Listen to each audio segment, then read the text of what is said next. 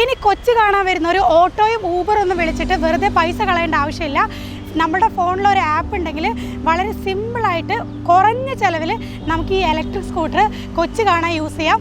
ഇതിൻ്റെ ഏറ്റവും പ്രധാന പ്രത്യേകത എന്ന് വെച്ചാൽ 16 വയസ്സുള്ള കുട്ടികൾക്ക് വരെ ഈ വണ്ടി യൂസ് ചെയ്യാം. അതും നമുക്ക് ഹെൽമറ്റും ലൈസൻസ് ഒന്നും ഇല്ലാതെ.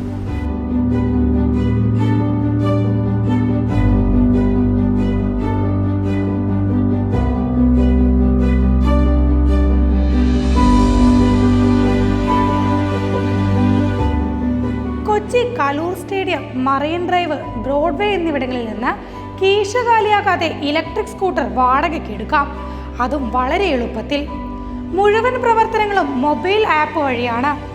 യുലു എന്ന ആപ്പ് വഴി പേയ്മെൻറ്റ് ചെയ്ത് QR സ്കാൻ ചെയ്താൽ സ്കൂട്ടർ അൺലോക്ക് ആവും. വാഹനം ലോക്ക് ചെയ്യുന്നതും ആപ്പ് ഉപയോഗിച്ചാണ്.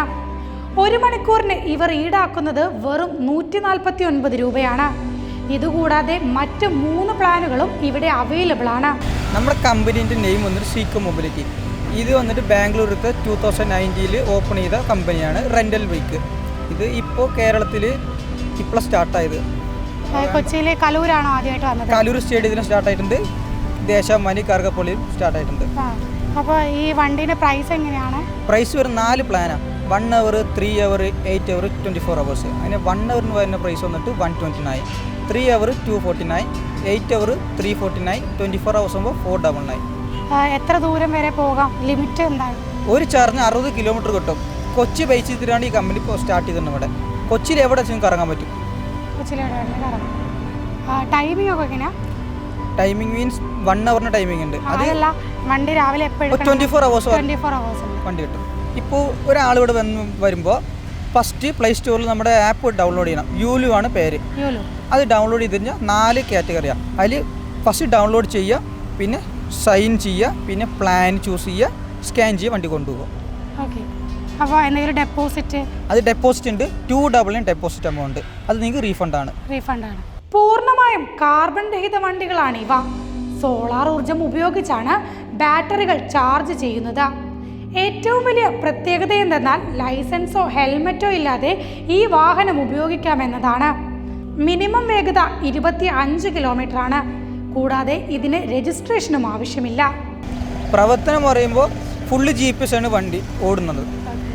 പിന്നെ ഇലക്ട്രിക് വണ്ടിയാണ്. സീക്കോ മൊബിലിറ്റി കമ്പനി നെയിമാണ്. അത് 0 കാർബൺ ആണ്. സോളാർ വഴി നമ്മൾ വണ്ടിക്ക് ചാർജ് ചെയ്യണത്. പിന്നെ ലൈസൻസ് വേണ്ട, ഒരാൾക്കാണ് പോകാൻ പറ്റുക. ഗവൺമെൻറ് അപ്രൂവൽ തന്നത്.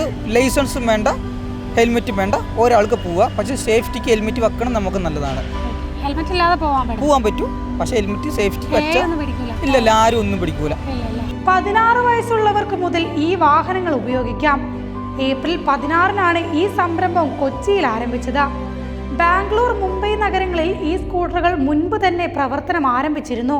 ഫുൾ ഡേ എടുക്കുന്ന കസ്റ്റമർ നമ്മൾ പറയണത് ഇത് ചാർജ് ചെയ്യാനുള്ള ഓപ്ഷൻ വണ്ടിക്കില്ല. അപ്പോൾ 24 മണിക്കൂറിന് എടുക്കുമ്പോൾ ഒരു ചാർജിന് 60 കിലോമീറ്റർ ആണ്.